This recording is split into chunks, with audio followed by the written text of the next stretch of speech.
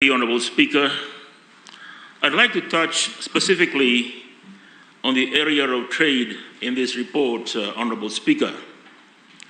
Yesterday we spoke at length about the ADB policy paper, which we all know is quite sobering in relation to our economy. And we make the point, Honourable Speaker, that our resources sector should be growing at a rate that can give us surpluses to grow the economy and also help pay our debts and bring it down to the level that we are comfortable with, which is normally about 40% of GDP. Honourable Speaker, yesterday we spoke about the minerals, and my colleague, the Honourable Usamate, was very defensive, very protective of his ministry. But I asked the question, how can you defend a ministry that is contributing less than 1% to the GDP? We want growth, Honourable Speaker. SODELPA wants growth. Honourable Speaker, we also spoke yesterday about the fisheries sector.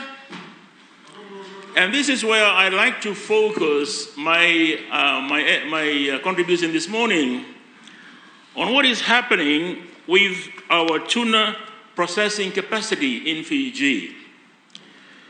We have the capacity, Honourable Speaker, to process 75,000 metric tons a year. And there are about 7 processing plants in Suva. But the problem, Honourable Speaker, is the supply of tuna. Fiji's water is not ideal for tuna, but tuna is in plentiful supply in the waters of the Solomon Islands and the waters of Papua New Guinea. We ask the question that these are our MSG partners, our One Talk. Why is it that we cannot acquire tuna from their waters to bring back the capacity, to fully utilize the capacity we have in Fiji? This, Honourable Speaker, is a sad indictment on the way Fiji First handles the relationship within the region with our neighbours, in particular, Honourable Speaker.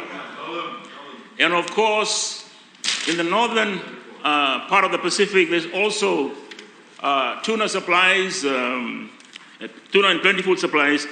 We also should be acquiring tuna from that area, Honourable Speaker. So, I would ask the government, why is it that you cannot use the relationship to enable us to secure tuna from those MSG countries and to keep our processing plants in Fiji fully functioning? And Honourable Speaker, it also goes down to the Suva port, which used to be the hub of the Pacific, Honourable Speaker. And you have what you call, Honourable Speaker, the distant fleet vessels.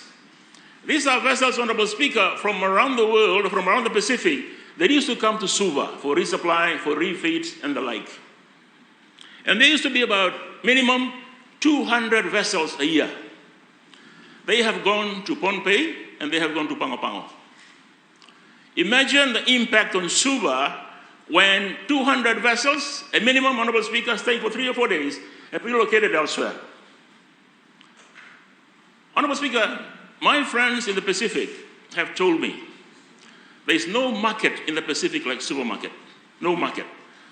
From Port Moresby to Papeete and in between, nothing is like supermarket.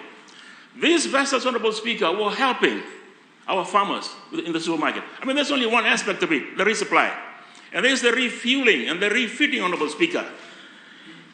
Honourable Speaker, we've lost this much business because we have miscalculated or we have mishandled our trade agreements, Honourable Speaker. If this was tourism, Honorable Speaker, we would have gone out to fill up the planes, to fill up the hotels. We would not have let go of this kind of business. Suva asks a question to Fiji first. How is it that these vessels that will bring so much money to Suva have been allowed to leave Fiji to go elsewhere, denying the people of Suva the income, the revenue, the money that we used to make here? Why is it? And I'll tell you what, SODELPA will bring back these vessels to Suva when we come into power. Honorable Speaker, we will bring back these vessels to Suva. In the same way we bring back tourism, we'll bring back these vessels to Suva, Honorable Speaker.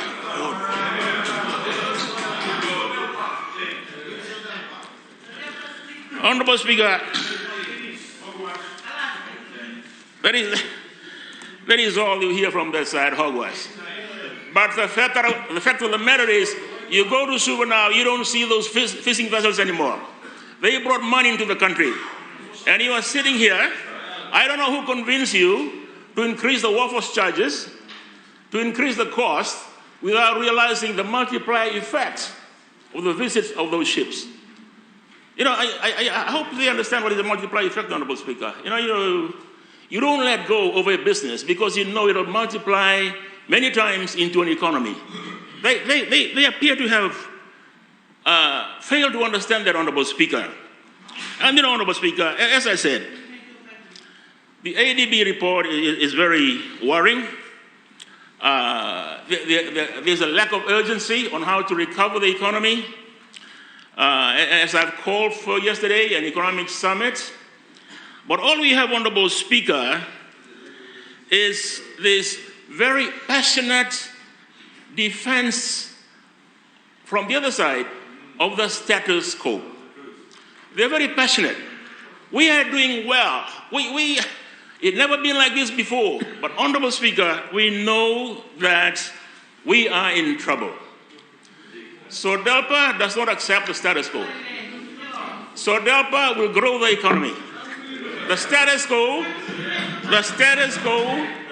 will change. The status quo will change. You're very passionate about it.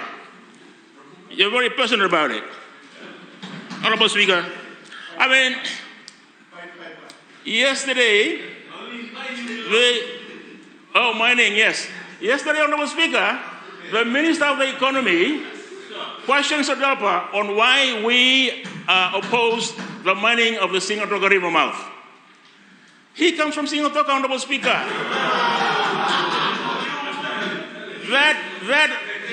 That operation, Honorable Speaker, would destroy Singatoka, would destroy Koroua, would destroy Vunavutu, Nasama, Singatoka, Abulo, Lasa Nayawa.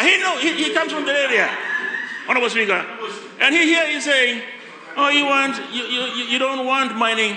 Yes, we want mining, but not at the cost of the of the habitat of a people, of a community that has survived for generations, and one of the best communities in Fiji, Singatoka. And we begin to wonder whether he really believes in being a Singatoka person, Honorable Speaker. So, Honorable Speaker, that, Honorable Speaker, is a message that I would share today and that I would impress upon the government. Look after your trade relationship properly. Look at the benefits of what should come to Fiji. And if something like the MSG and the PIC is not working, that we are not benefiting from the relationship, then something is very, very much amiss, Honorable Speaker. And as we say in SODELPA, time for change. Thank you, Honorable Speaker. Thank you.